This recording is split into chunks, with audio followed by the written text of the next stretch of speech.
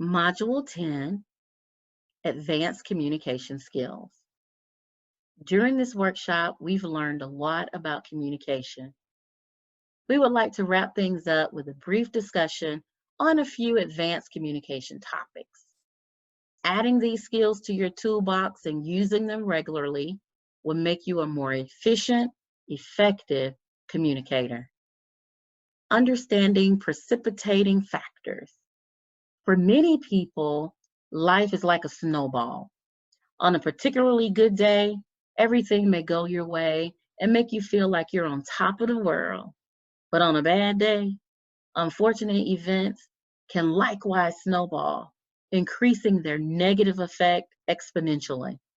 For example, imagine how each of these events would make you feel if they happened to you first thing in the morning.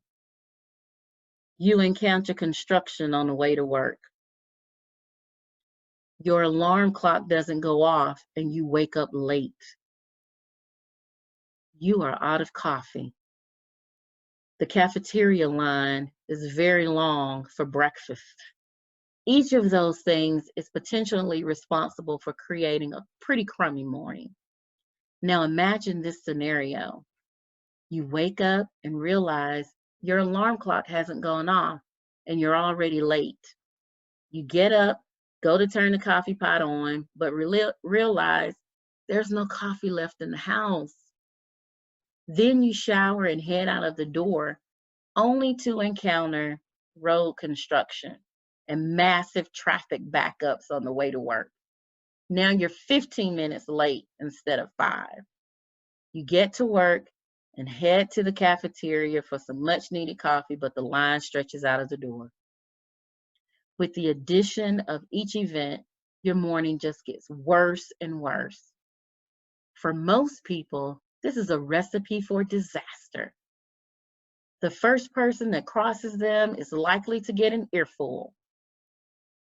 Successful communicators are excellent at identifying precipitating factors and adjusting their approach before the communication starts or during it.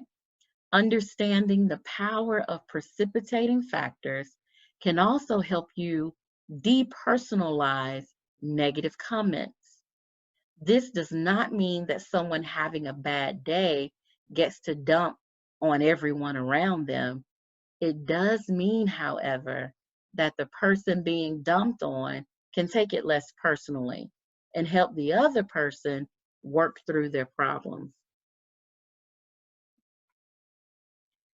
Finding common ground can be a powerful communication tool. Think of those times when a stranger turns out not to be a stranger, that the person next to you on the train grew up in the same town that you did, or that the coworker you never really liked enjoys woodworking as much as you do. Whenever you are communicating with someone, whether it is a basic conversation, a problem-solving session, or a team meeting, try to find ways in which you are alike.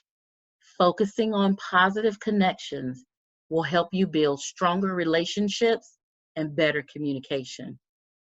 Using I messages.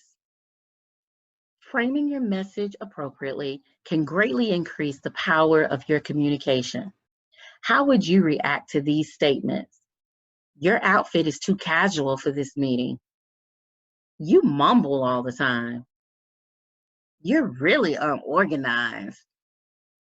Most people would feel insulted and criticized by these statements, and rightly so. They are framed in a way that puts blame on the receiver. These statements can even give the impression that the speaker feels superior to the receiver. Instead of starting a sentence with you, try using the I message instead for feedback. This format places the responsibility with the speaker, makes a clear statement, and offers constructive feedback. The format has 3 basic parts. the objective description of the behavior, effect that the behavior is causing on the speaker, and the speaker's feelings. Here's an example. Sometimes you speak in a very low voice. I often have difficulty hearing you when you speak at that volume. It makes me feel frustrated. Be careful not to start the sentence with some form of when you. This tends to create feelings of blame and injustice.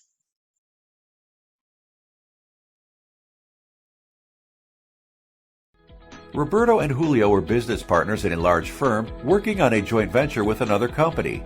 They were headed to a meeting with the owners of the potential joint venture company, but Roberto felt ill-prepared to speak to complete strangers and shared his concerns with his partner. Julio suggested they use the method of establishing common ground to make everyone more comfortable and that they practice on each other. Roberto and Julio spent the drive over to the building practicing asking questions about where they were from and posing hypothetical answers.